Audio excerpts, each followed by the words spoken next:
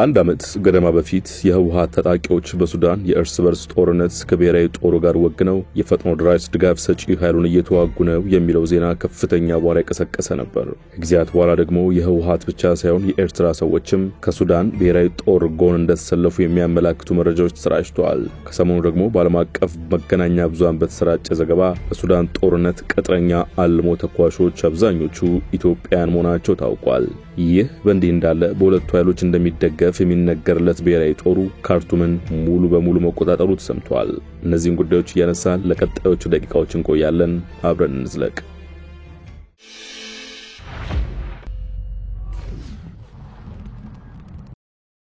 በሱዳን የእርስ በርስ ጦርነት አንደኛው ተፋላሚ ሆነው የሱዳን ፈጥኖ ደራሽ ኃይል የህወሓት ኃይሎች ለተቀናቃኙ የሱዳን ጦር ወግነው እየተዋጉ ስለመሆናቸው መረጃው አለኝ ያለው ከአንድ ዓመት በፊት በወርሃ ሚያዝያ 2016 ዓ.ም ነበር። በጄኔራል መሐመድ ሐምዳን ዳጋሎ ሐይመቲ የሚመራው ፈጥኖ ደራሽ ኃይሉ የሱዳን ጦር የውጭ ቅጥረኞችን በመቅጠር እያሳተፈ ነው ሲል ከሶ ከህወሓት ኃይሎች በተጨማሪ አጋር ታጣቂዎች አሉበት ብሎ ነበር።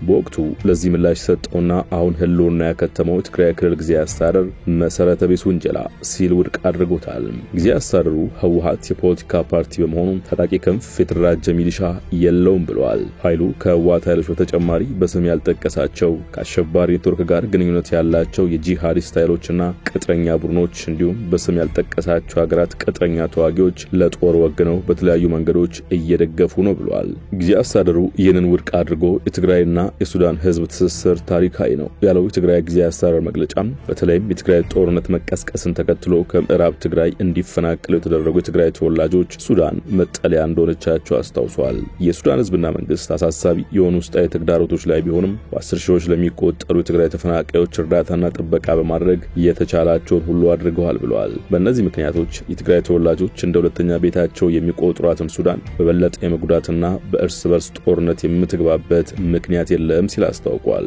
በተጨማሪም በውስጥ ግጭት የውጭ ጣልቃ ገብነት የሚያስከትለውን አስከፊ መዘዝ ከትግራይ ህዝብ በላይ የሚረዳ እንደሌለ አስታውሶ በትግራይ ጦርነት በውጭ ኃይሎች በቀጥታም ሆነ በተዘዋዋሪ ተሳትፎ የከፋ ስቃይ የደረሰበት የትግራይ ህዝብ በሱዳን ግጭት የውጭ ጣልቃ ገብነት የሚያስከትለውን ዕዳ የበለጠ ያውቃል ብለዋል።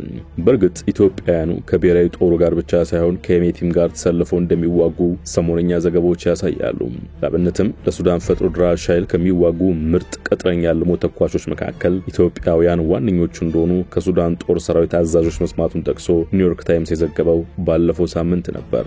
ጋዜጣው በፈጥኖ ደራሽ ኃይሉ በቅርቡ የተመለመሉ ኢትዮጵያውያን አልሞ ተኳሾችን የስም ዝርዝር ቡድኑ ካርቱም ውስጥ በቅርቡ ከለቀቀው አንድ ወታደራዊ ጦር ሰፈር ውስጥ ካገኘው አንድ ሰነድ ማረጋገጥ መቻሉንም ጠቅሷል። የሱዳን ጦር ሰራዊት ኢትዮጵያውያንና ደቡብ ሱዳናውያን ከፈጥኖ ደራሽ ኃይል ቅጥረኛ ሆነው ይዋጋሉ በማለት በተደጋጋሚ ሲከስ እንደነበር ይታወሳል። የኢትዮጵያና ኤርትራን ሰሞነኛ ውጥረት በተመለከተ በጆ ባይደን አስተዳደር ዘመን የዩናይትድ ስቴትስ አሜሪካ የአፍሪካ ቀንድ ምክትል ልዩ መልእክተኛ ለሁለት ፕሬዝዳንቶች ደግሞ በሱዳን አማካሪና የመካከለኛው ምስራቅ ልዩ መልእክተኛው ነው ያገለገሉት ፓይቶን ኖፍና የቀድሞ የአውሮፓ ህብረት የአፍሪካ ቀንድ ልዩ መልእክተኛ በአሁኑ ወቅት ደግሞ በዩናይትድ ስቴትስ የሰላም ኢንስቲትዩት የቀይ ባህር ጥናት ግሩፕ ከፍተኛ አመራር አሌክሳንደር ሮንዶስ በፎሪን ፖሊሲ ላይ ያወጡት አተታም ለዚህ ተጨማሪ ማኝ ይሆናል። ዲፕሎማቶቹ በጄኔራል አብዱል ፈታህ አልቡርሃን የሚመራው የሱዳን ብሔራዊ ጦር በሰሜን ኢትዮጵያው ጦርነት ወቅት ለህወሓት ድጋፍ አድርጓል፣ ለትግራይ ሰራዊት ስደተኞችም መጠለያ ሰጥቷል ማለት ያስታውሳሉ።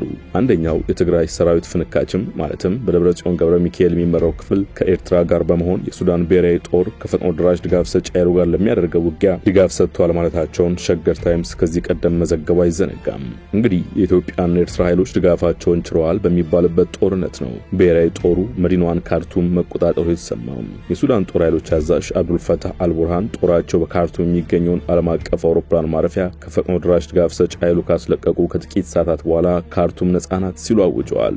ጄኔራል አብዱል ፈታህ አልቡርሃን ጦሩ በካርቱም የሚገኘውን የአገሪቱን ዓለም አቀፍ አየር ማረፊያ ከተቆጣጠረ ከጥቂት ሰዓታት በኋላ በስፍራው የደረሱ ሲሆን ፕሬዝዳንታዊ ቤተመንግስቱንም ጎብኝተዋል። ፕሬዝዳንቱ በስፍራው እንደደረሱ ደስታቸውን በሚገልጹ የአገሪቱ ጦር አባላት የተከበቡ ሲሆን ዋና ከተማዋ ከፈጥኖ ደራሽ ኃይሉ አማጽያን እጅ ነፃ መውጣቷንም አስታውቀዋል። ካርቱም ነፃ ናት፣ አብቅቷል ሲሉ ተናግረዋል። ጦርነቱ ከተጀመረ ከሁለት ዓመት ወዲህ ብሩሃን በፕሬዝዳንቱ ቤተ መንግስት ሲገኙ የመጀመሪያቸው እንደሆነ ይታመናል። የእርስ በርስ ጦርነቱ እንደጀመረ የፈጥኖ ድራሽ ድጋፍ ሰጪ ኃይሉ ዋና ከተማዋን የተቆጣጠረ ሲሆን በሀገሪቱ ጦር የሚመራው መንግስት መቀመጫውን በቀይ ባህር ወደሚገኘው ፖርቱ ሱዳን ለማዞር ተገዷል። ቀደም ሲል አንድ የጦሩ አዛዥ ወታደሮቻቸው የአየር ማረፊያውን ሙሉ በሙሉ እንደተቆጣጠሩና የቀራቸው በየስፍራው የተንጠባጠቡትን የፈጥኖ ድራሽ ተዋጊዎችን ማጽናት እንደሆነ ለቢቢሲ ተናግረው ነበር። አርብ ዕለት የሀገሪቱ ጦር የፕሬዝዳንቱን ቤተ መንግስት በድጋሚ ከተቆጣጠረና በፈጥኖ ድራሽ ኃይሉ ስር የነበሩ ሌሎች የመንግስት ተቋማትን ካስለቀቀ በኋላ በከተማው ያለውን ኃይል እያጠናከረ መጥቷል። ጦርነቱ እንደ አውሮፓውያን አቆጣጠር በሚያዝያ 2023 ከተጀመረ ወዲህ የፈጥኖ ድራሽ ድጋፍ ሰጪ ኃይሉ የዋና ከተማዋ ካርቱምን አብዛኛውን ክፍል ተቆጣጥሮ ነበር። በእርስ በርስ ጦርነቱ በአጠቃላይ በመቶ ሺዎች የሚቆጠሩ ሲገደሉ ሚሊዮኖች ደግሞ ቤት ንብረታቸውን ጥለው ለመሰደድ ተገደዋል። የጦሩ ቃል አቀባይ በተጨማሪም የሀገሪቱ ጦር ኃይል በናይል ወንዝ ላይ የሚገኙትንና በደቡባዊ ካርቱም ጀበል አዋላ የሚገኘውን ወታደራዊ ካምፕ ጨምሮ 3 ከተሞችን የሚያገናኙትን ድልድዮች መልሰው መያዛቸውን ተናግረዋል። ነዋሪዎቹ በዚህ ሳምንት የፈጥኖ ድራሽ ኃይሉ ተዋጊዎች ወደ ደቡብ አቅጣጫም በጀበል አዋላ ወታደራዊ ካምፕ አቅጣጫ እያፈገፈጉ መሆኑን ሲናገሩ ነበር። በሰራዊቱ የተለቀቀውና በሰው አልባ አውሮፕላን የተነሳው ተንቀሳቃሽ ምስል ሰዎች በግድቡ ላይ ባለው ድልድይ ሲያቋርጡ ያሳያል። ቢቢሲ የሚያቋርጡት እነማን እንደሆኑ ማረጋገጥ ባልችልም ወታደራዊ ኃይሉ ግን የፈጥኖ ድራሽ ኃይሉ ተዋጊዎች ካርቱምን ለቀው ሲሸሹ እንደሚያሳይ ተናግረዋል።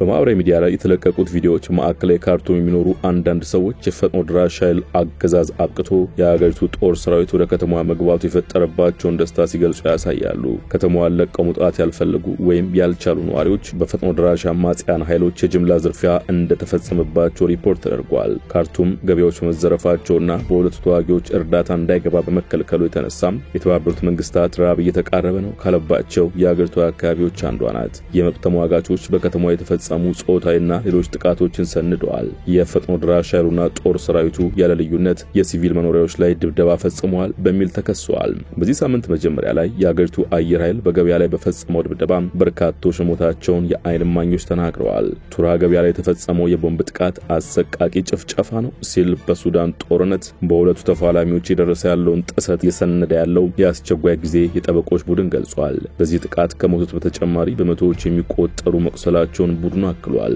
የዳርፉርን አብዛኛውን ግዛት የሚቆጣጠረው ፈጥኖ ድራሽ ኃይሉን ጨምሮ በማህበራዊ ትስስር ገጾች ላይ የተለጠፉ ቪዲዮዎች ማንነታቸውን ለማወቅ ጭምር አዳጋች በሆነ የተቃጠሉ አስክሬኖችንና ወደ ዶግ አመድ የተቀየሩ የገበያ ድንኳኖችን አሳይተዋል። ሁለቱም የሱዳን ተፋላሚ ኃይሎች በሲቪል ስፍራዎች ላይ ጥቃቶች በመፈጸም በተደጋጋሚ ይከሰሳሉ። ፈጥኖ ድራሽ ድጋፍ ሰጪ ኃይሉ ሰው አልባ አውሮፕላኖችን በዳርፉር ያሰማራ ቢሆንም ጦር ያሉትን የጦር አውሮፕላኖች በመጠቀም በግዛቲቱ የተፋላሚ ይዞታዎች ላይ ተደጋጋሚ ጥቃቶችን ይፈጽማል።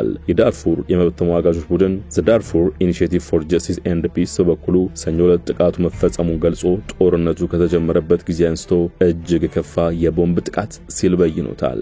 በአገሪቱ የተከሰተው ደም አፋሳሽ የእርስ በርስ ጦርነት እየተባባሰ መምጣቱን ተከትሎም በሰላማውያን ላይ የሚደረገው የቦምብ ጥቃት እንዲሁም የሲቪሊያን ሞት ከቅርብ ወራት ወዲህ በከፍተኛ ሁኔታ ጨምሯል። የምስራቅ አፍሪካ እንዲህ ባለ የጦርነት ቀውስ የሚታመስበት በዚህ ወቅት በኢትዮጵያና ኤርትራ አሊያም በትግራይ ሌላ ጦርነት እንዳይቀሰቀስ የሰጉ አካላት ዛሬም ጥሪ ማቅረባቸውን ገፍተውበታል። ወደ ሸገር ታይምስ ተከታታዮች ለዛሬ ያሰናዳላችሁ ጥንቅር በዚሁ ተቋጭቷል። ስለተከታተላችሁን አመሰግነን። ጤና ይስጥልን።